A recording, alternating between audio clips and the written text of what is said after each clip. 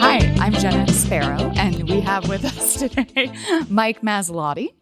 Hello. Very excited to be doing this and to have you here. Thanks for having me. I'm excited to be on the Bad Art Show. I love your logo, so I'm already stoked for this. Yeah, I'm excited because I have a topic today that I think you would be interested in. And if you're not, you need to pretend like you are. Okay. So that's how we're going to do this. Cool. Is kind of a Venezuelan topic. Oh, that's fun. I know. I thought you might like that. All right. So I'm just going to kind of set what happened up, and then it's a mystery that I'll get into. So basically, in 2001, a curator at the Matisse Archives in France was contacted by a potential art dealer who was interested in purchasing a painting called the Odalisque in Red Pants. And the moment that this curator saw it, it came off a little odd to her because the painting hadn't been reported as sold or missing or stolen. And at this time, it was supposed to be in the collection at, I can't pronounce this, so I'm just going to butcher it in Spanish, but Museo de Arte Contemporáneo Caracas. Oh, Caracas. But Caracas. yeah, because that's going to be the Thank capital. you. Yeah. Caracas. Yeah. Yeah, this painting shows up to her, and she immediately calls the director of the museum, but the director was no longer there. And as far as she knew, the painting was still at the museum. Mm. So there's a mystery. Okay. How did it end up At on this art market? Yeah.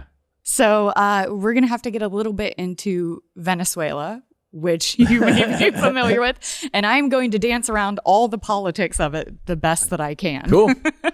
Does that sound fun? Yeah. So did they go check right away to see where the painting was? Because that's the first thing I would do is be like, hey. First thing you would do, right? Yeah.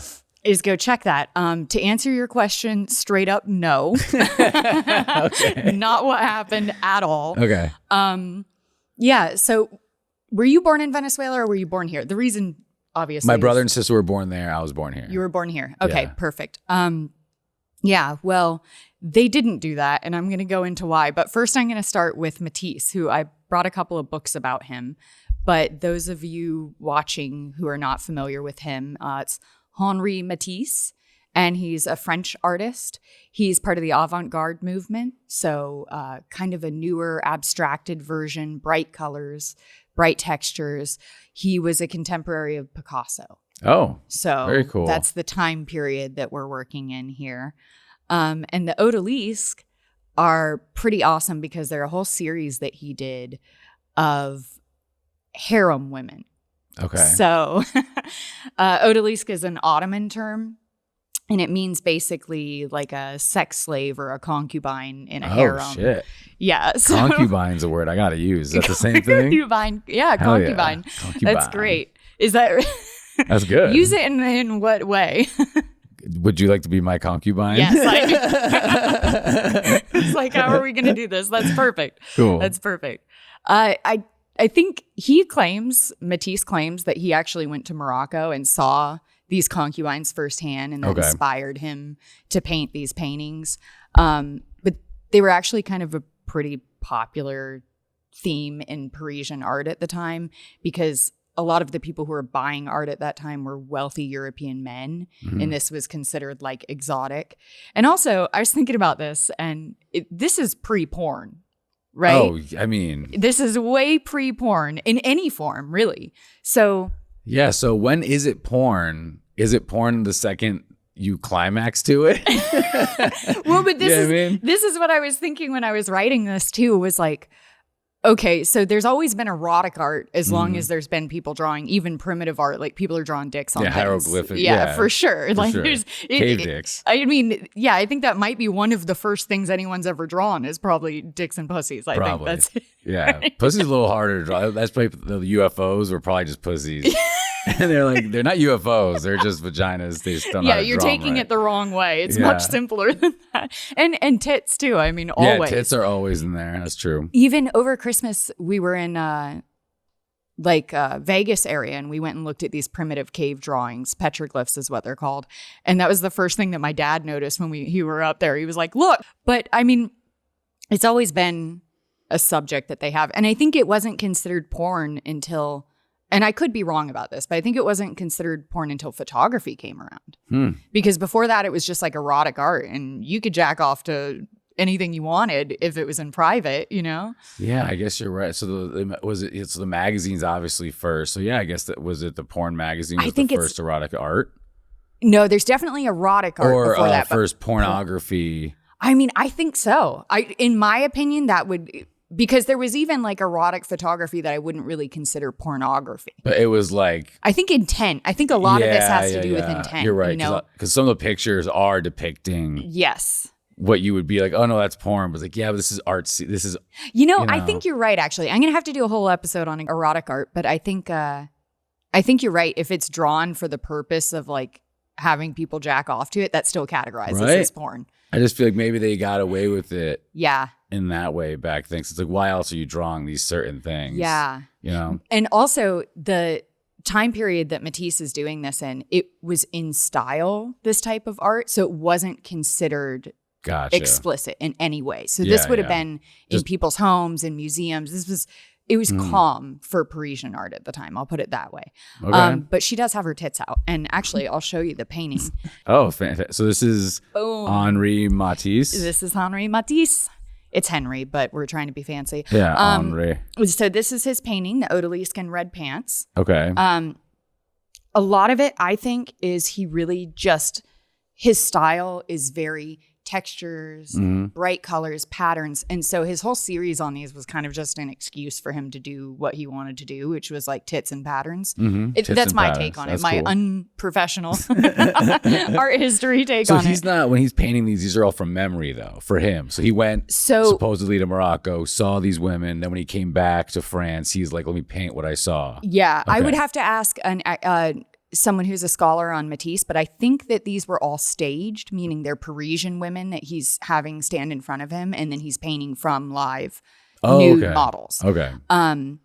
And that's why I say it's an excuse for him really just to be working on his style. He just wants to see some titties and do some stuff. I know, it's like once you start painting dicks, you'll change my mind a little bit. It's just like, nah, let me just keep painting these tits for a minute. Yeah, he's into this. And you know what? I'm sure they sold too, and there's nothing wrong with that. If you like it and other people like it and it's selling, you're killing it. And for anyone who hates Matisse because they think that a 4-year-old could do it, I went to a Matisse exhibit probably in 2015 and saw a bunch of his early works, and he actually is a really skilled artist. So is that his kind of thing? People say that it's just simple? Well, the thing was, he was one of those first artists in what's called the Fauvism movement, or Fauve movement. And so it was moving away from reality and towards much more abstracted forms. Yeah, because not gonna lie, this does feel like something you could be like, so I just started an art class. This is my first week. Yeah. And then you're looking like, all right, you're doing all right. I can see. I see what you're going for. There are legs. Well, yeah, exactly. You know what I'm saying? I'm not sure. Absolutely.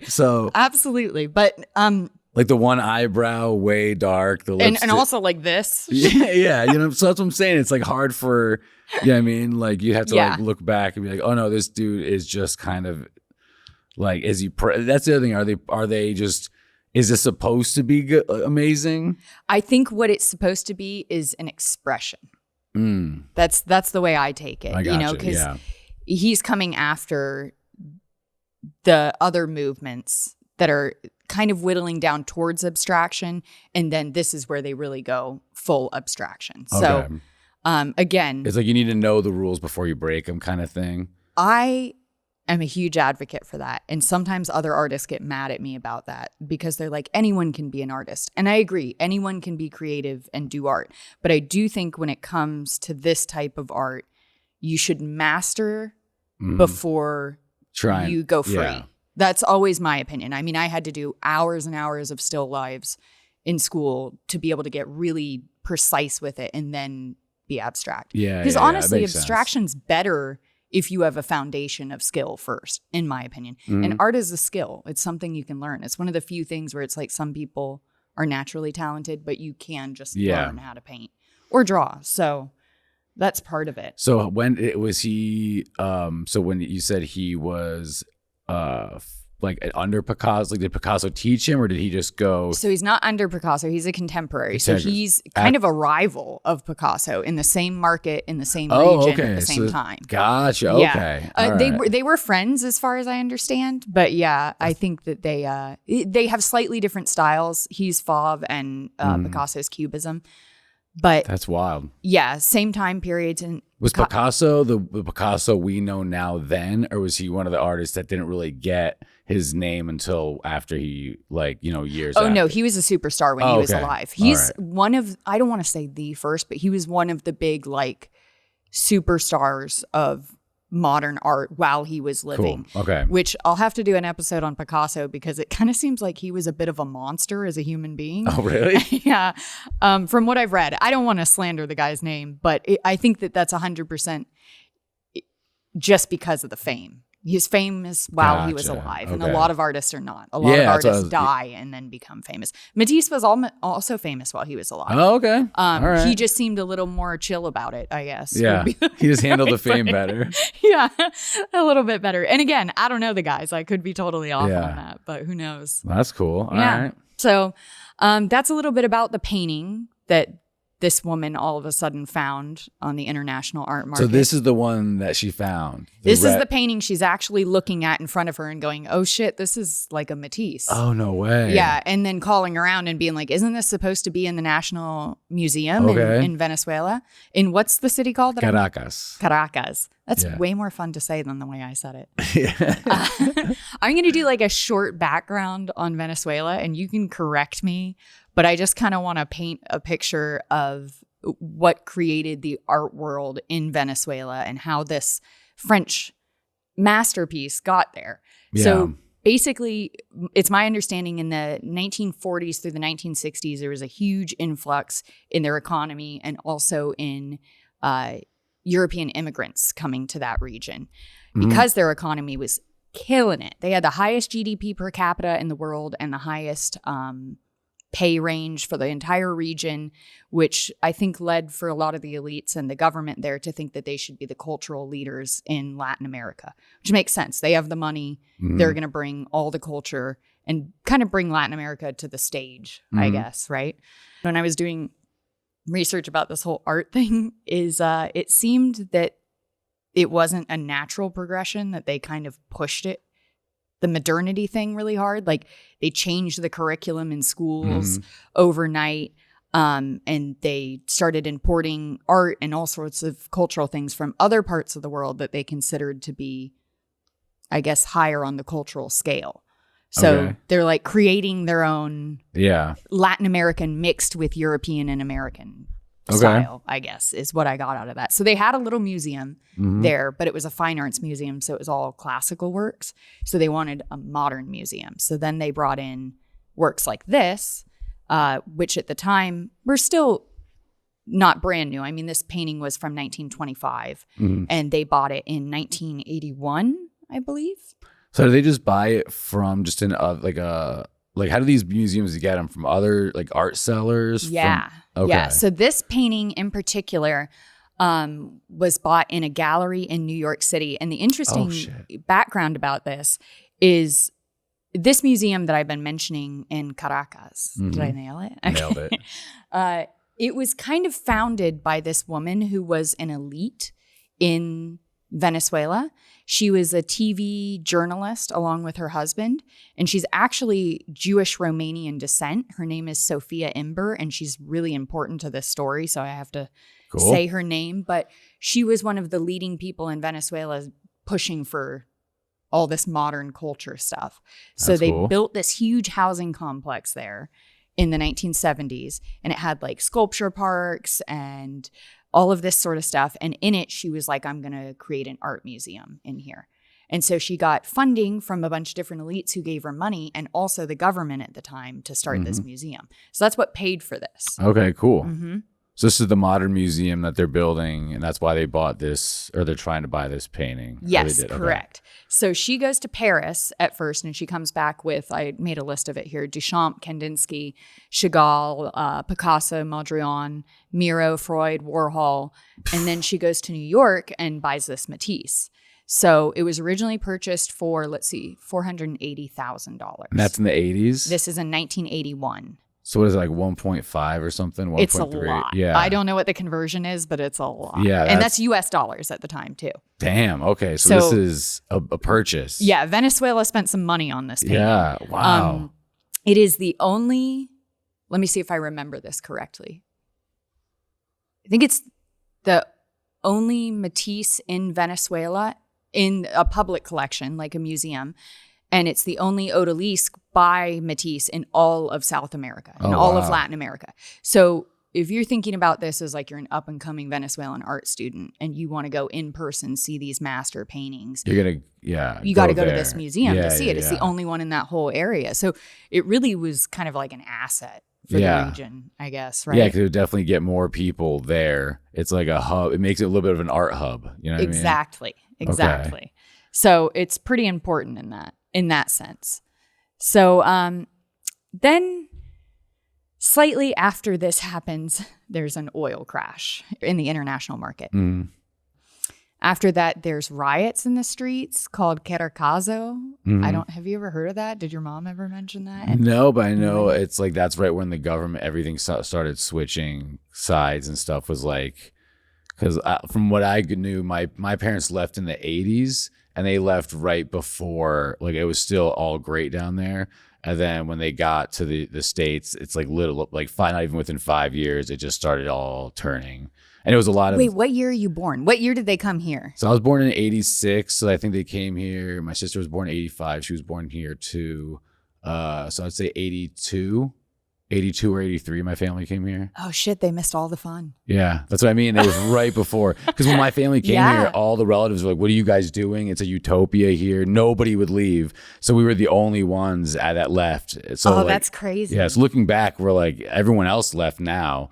But back then, it was wild to leave a place that like awesome, you know? Yeah, it really was. That GDP thing, I mean, it was the best place to live on earth. Yeah, that's not crazy. Even an exaggeration. It really, yeah, it was beautiful. was. We used to go there when I was a kid every year. When I was a kid, for every summer until I was 11. So until like 97, it was the last time I went there. Okay. Well, that's gonna come up right now because something I probably should have mentioned up top, which I'm laughing about this, but it's kind of crazy, is like it seems like the CIA has been trying to fuck up Venezuela since the 40s. It has like the biggest oil reserve other than Saudi Arabia. Yeah. It's like they're sitting on... I think I'm in the camp that believes that they started the first coup, which was like in 1948, which was right after the CIA was founded. So, I mean, I think that was probably hot on their hit list where they were like, you've got what? Oil? Yeah. Oh, yeah. We're coming for that. But basically, this does wrap into this story, but Hugo Chavez comes to power in 1999.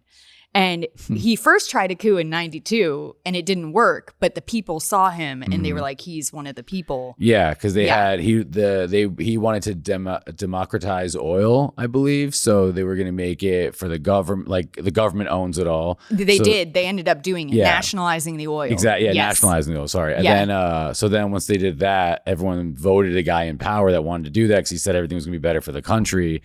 And then, which in turn, they just start taking.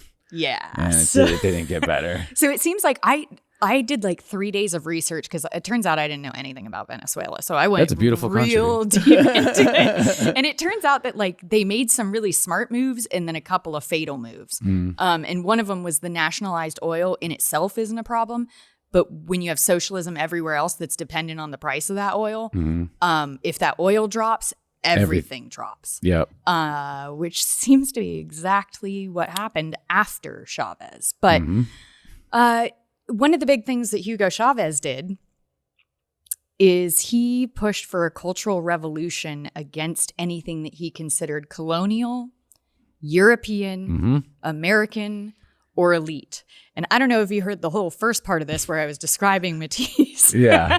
But that perfectly is what this is. So that means this museum was like huge on his hit list. So this is already, so you said this is 90 what? He comes in 99. So the museum was built in the early 90s, right? No, the museum was built in the 80s. Late 70s. By the 80s, it was already up and running. So this is all like, everything's going great. Okay, so he wants to tear something down that's been going. Yeah, and not necessarily that he wants to tear it down. It's that it's socialism, so he's taking it over. Oh, yeah. And in taking it over, he's pushing the new idea, which is Venezuelan culture above all other culture. So, yeah. And the issue with that is that Venezuela is wildly mixed. Yeah. It's, as I said, all these immigrants were coming there from Europe. So it kind of divided the country, it seems like, on cultural grounds. And a lot of these played out inside of this museum because the museum was collecting Venezuelan art. It's a contemporary art museum. So it's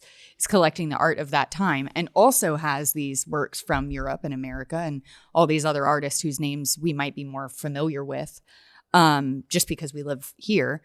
But he took over the museum, and within 1 month of him doing that, he fired Sophia Ember live on public television in front of everyone. Oh, no, Chavez. Yeah, so she had put her whole life into this, and she was part of the elite class. Yeah. So he was like, "You're done, bitch. You're out of here." Wow. And that in itself wouldn't have been a problem because, again, he's just taking it over for the government, and he's going to put other people in place, right? The problem is, a month after she leaves, they do an audit of the museum. So they do an entire inventory of the whole place. And 14 artworks come up missing.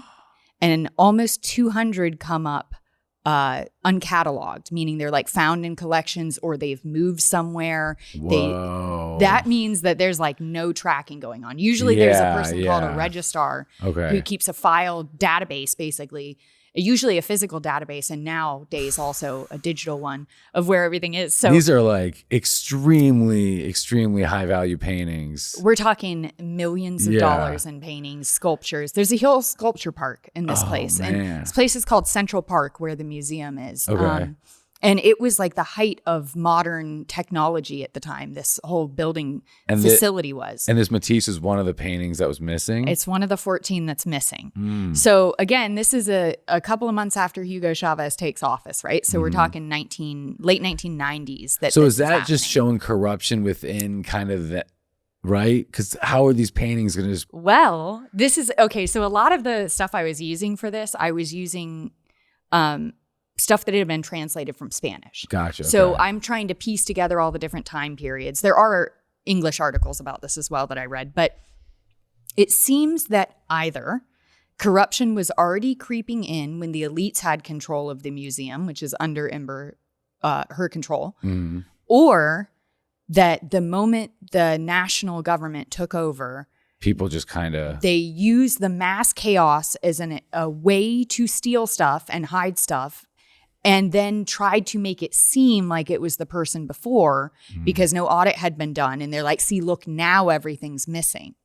So that's what's interesting about this is there isn't a concise idea of who actually did this and where these pieces are. And it could have been a couple of people. It could have been a couple of those together. Like a couple of people stole some, a couple of people. Yeah, could have been. Like, because that's...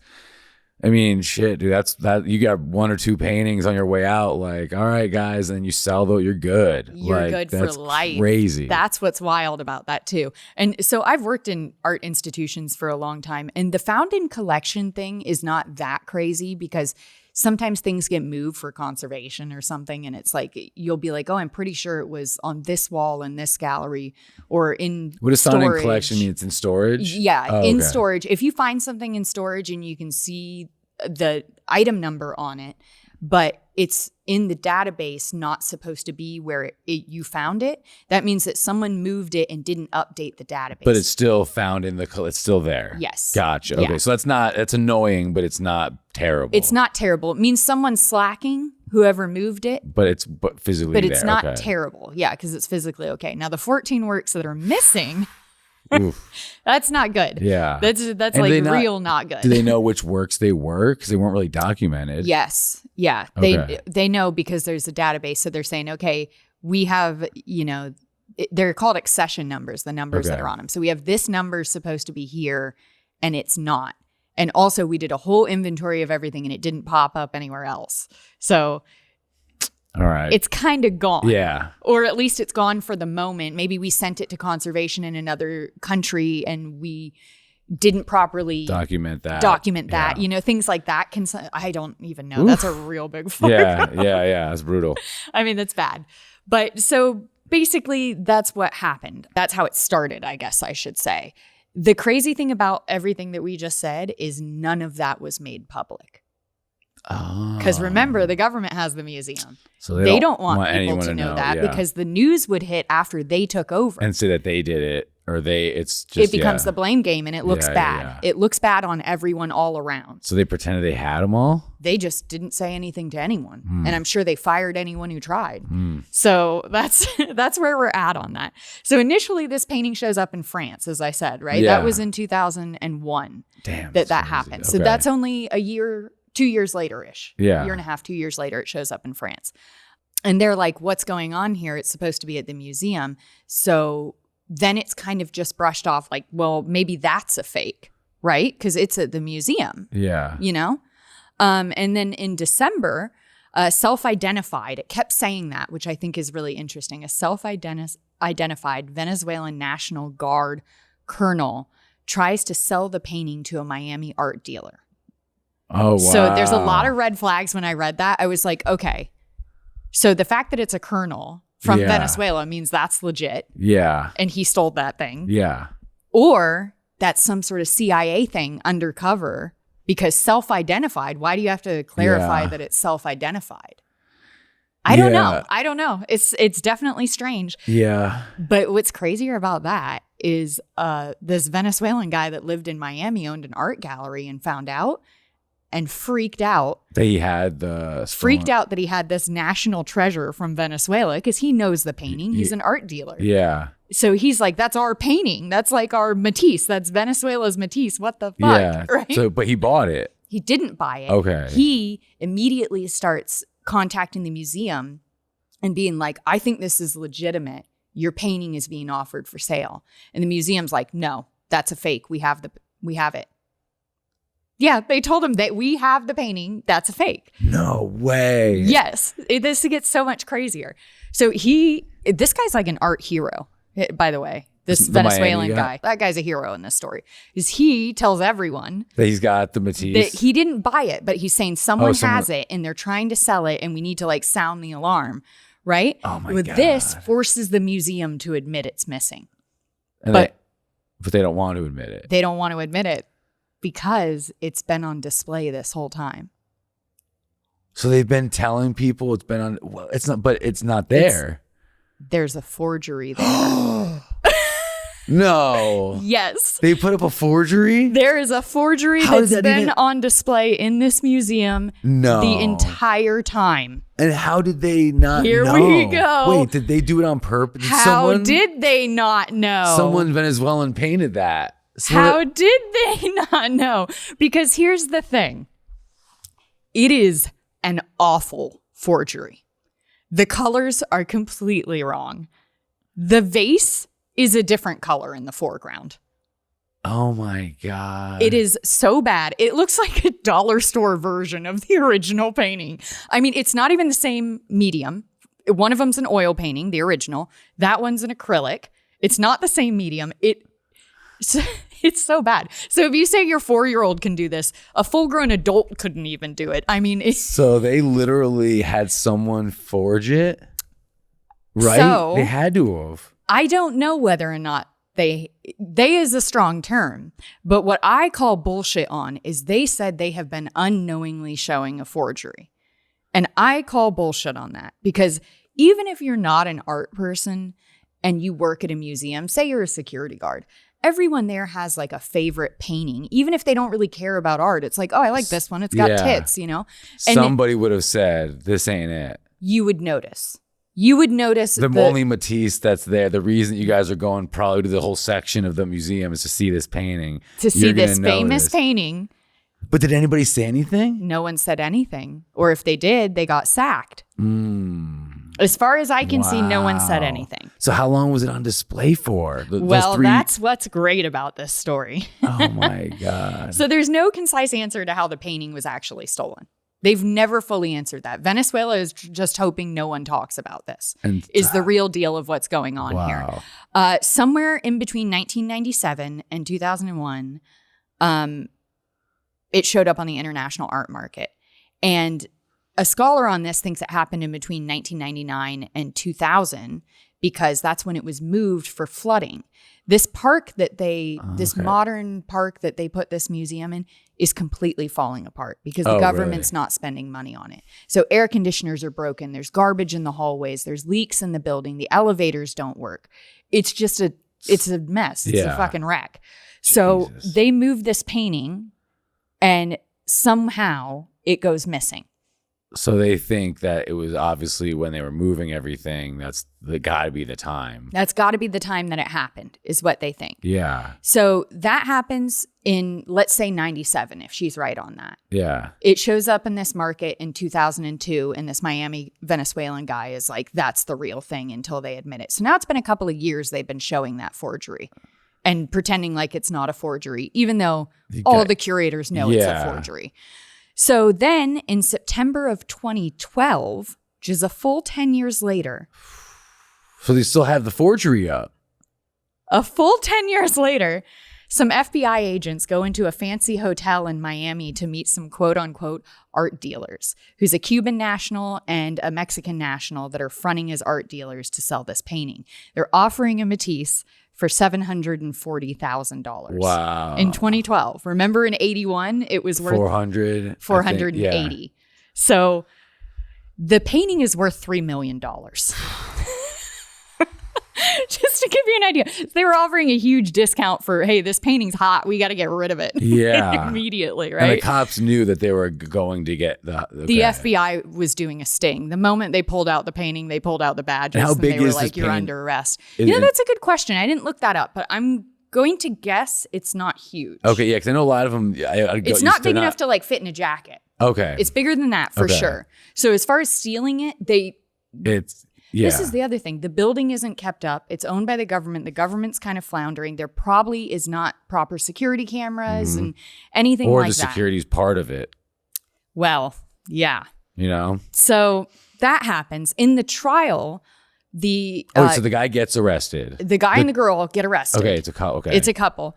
Guzman and Lazo are their names. And in the trial, they say that employees switched the forgery at the museum with the original painting and snuck the original painting out. So they're saying it's museum employees who did this. So they just swapped it. Swapped the painting in the museum, which does mean they would have the best access to it, right? I love how they're like, yo, we got to swap them. What's the easiest one to try to forge? Because all the other ones are so hard.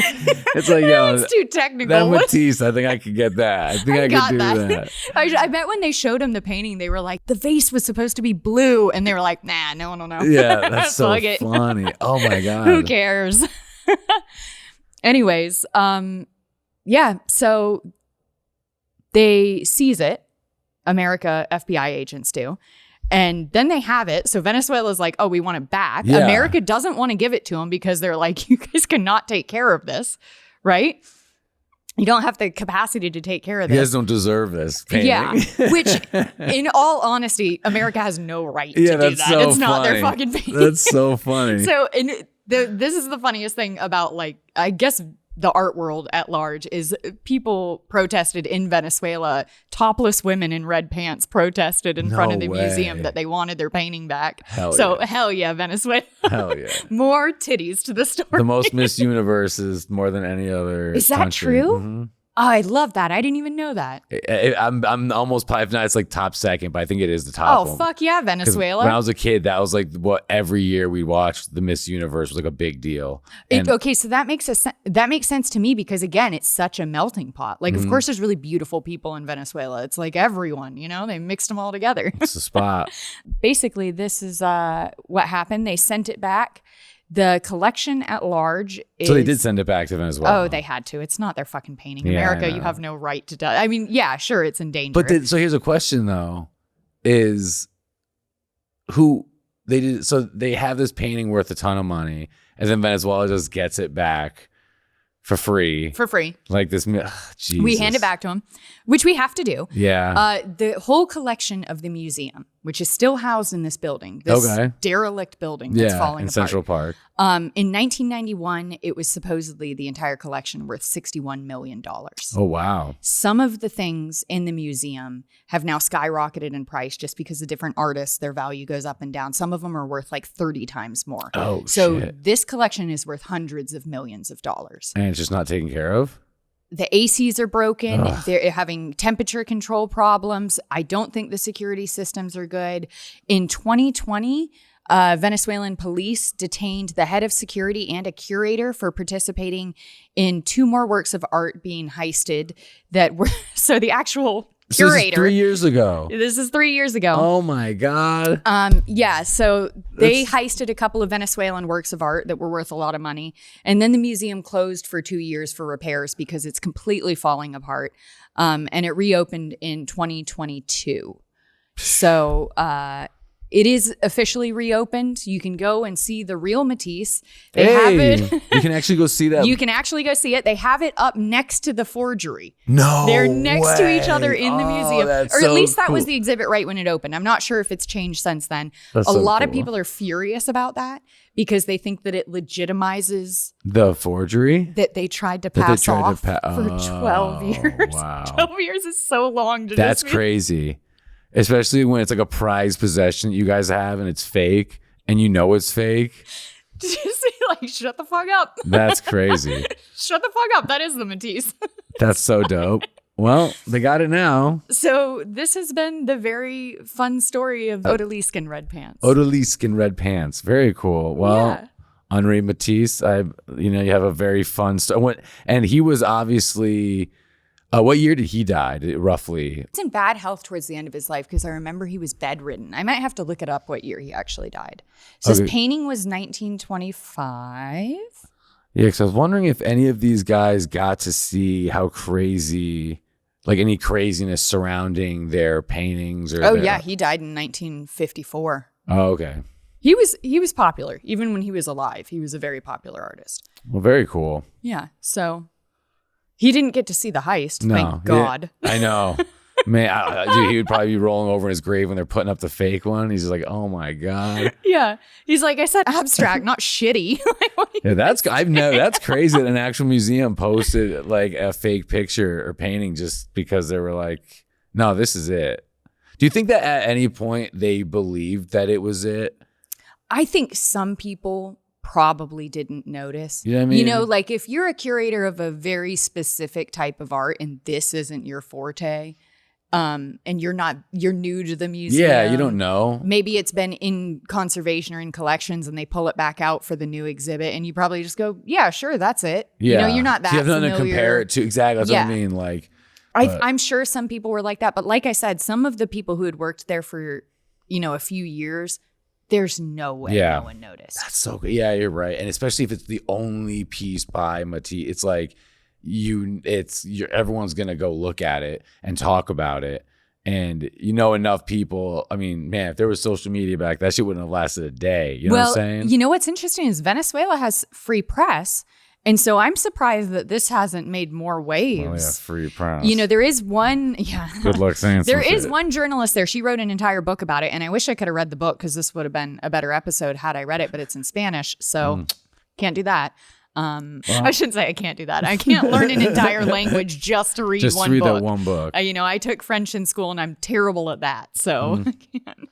I appreciate. I mean, honestly, the fact that you got a Venezuelan story, so down with that. So great. And the fact that it's a heist, like art always has such a cool, beyond the actual art, like the painting or the drawing or the creating of the thing, there's usually such a cool story that goes with the piece itself. Yeah. Which is another cool thing I always enjoyed about art is like, there's a house in Colorado. This guy collects a bunch of he has like a pair of the actual lips that Salvador Dali made, like the couch. Yeah. And he has because he made like a set of them or a handful of them. But like, it's fun to see after it's made, who ends up with it for how long. Like, is it a collector? Is it a museum? It's like, is it just like some random person that doesn't know? A lot of people don't even know what they have sometimes. And like, those are the best. It's like, I mean, they didn't know that they didn't have something. So that's great. Or did they? Yeah, I know, right? Yeah, I feel like this is a particularly, 20th century story of Latin America, of America's bullshit, of the art world at large. It's kind of everything all mixed together, right? And the people that got caught selling it, how long did they get in a ton of trouble? Like, what is that? So here's the other thing that's interesting about it. I should have said this probably when I said who got arrested. So I mentioned it was a Cuban national and Mexican national, right? Mm-hmm. Couldn't find their mug shots, which is weird because Florida's pretty open about mug shots. Maybe I didn't look hard enough, but I didn't see it. And then the Cuban national thing stood out to me a little bit where I was like, is this also fucking CIA? Are we doing this to make Venezuela look bad? There's something a little odd about because apparently it traveled to Paris, to New York, to Mexico, to all these places before it ended up at that fancy hotel in Miami. Yeah. So there is an underground art market of people dealing shit, but usually I feel like it siphons to Saudi Arabia. I feel like it's like the fact that it stayed here. Yeah, it's like and Miami especially is the biggest link to Venezuela because it's like the closest flight. My family, like everyone moves from Caracas to Miami first, and then you burst out from there. So. Exactly. There's some weird stuff about that because I feel like if you steal a fancy painting and you want it to disappear, you take it to Eastern Europe or the Middle East. Yeah, you don't take it to Miami. It'll disappear in a minute. You don't take it to Miami, you're going to get caught. Yeah. What's wrong with you? That's very true. And when you had it in Europe too, it's like, why the fuck bring it all the way back? You got it to the Matisse archives in Paris? Yeah. And then, seems like you wanted to get caught. Yeah. A little. I know, right? No, for real. Yeah, that is. You bring it to someone who knows Sophia Embers, who is that curator in Paris. Mm-hmm. Seems a little weird, right? Yeah. I think there's more to this story. Yeah. I think if more comes out about this, I'll have to do a follow-up episode with you. Hell yeah, that'd be great. Yeah. But there's definitely some weird, suspicious stuff going on. And there's a lot of blank spaces in what happened where it's like no arrests were ever made for the theft of the painting. Yeah, which is crazy. Venezuela covered this up and then didn't look into who actually did it. Which you figured they would want to know. Yeah, wouldn't you want to know what, if it was someone at the museum? That's why I feel like it could be just someone on the inside because they're like, yeah, ex-nay on the figure it out. Yeah. Yeah, could be. But, could be, hey, we're not doing good financially. Yeah. But then, why are you selling it for so cheap? $740,000. Yeah, well, it's stolen. It's worth $3 million. Yeah, but you could get more. You could get more if you tried. You know? I don't know. I wanted to share this story with you that you get to take with you for the rest of the day. What would you like to plug? Oh, well, thank you for having me on. I'm very excited. This is a long time coming. Everyone support this show. It's very good. So I've been working on, I have 2 books. One is like a coffee table book. It's called Me Inspirational Quotes. It says proof across it because I'm getting the full ones done. But I just rewrote, I like quotes because they make me feel good, but I feel really lame like when I listen to one. So I try to make them mean because it makes me feel better. So like a random one is, don't be pushed around by the fears in your mind. Be led by the dreams in your heart, your empty little heart. So it's like stuff like that. You know what I mean? Perfect. So I just made 365 of these. It's called Me Inspirational Quotes, Positively Negative Thinking. And then I got Comedy is for Dummies. I actually been working. This is actual like a deep dive into comedy, everything I've learned in the 10 years I've been doing stand-up. So like if you don't know how to like message bookers, if you don't know what an open mic is, if you don't know how to write a joke, it's like everything is in this book. That's helpful. So yeah, so it's just like a deep comedy dive. It's called Comedy is for Dummies. Again, it's a proof, but I have them for sale by the time this comes out. I just had to make sure the art and everything fit because it's cut off the top. But yeah, both of those, you can go to my @Mike Masilotti, hit me up for those. And I have a podcast called True Crime Travel Map. It's a true crime podcast where I just talk about a location. I have a map. I've been putting all these true crime locations on it. Because whenever I travel, I like going to creepy places and there's not a map that has them all. So I'm putting together a map. I have like 560 something locations on it. And I'm adding to it. So if you guys have any, truecrimetravelmap@gmail.com. But you can see it on YouTube and stuff. I have pods awesome. And stuff. So, but yeah, it's been going good. So, but check that out. That's it. Oh, that's great. Cool. Well, thanks. Cool. Thanks, y'all.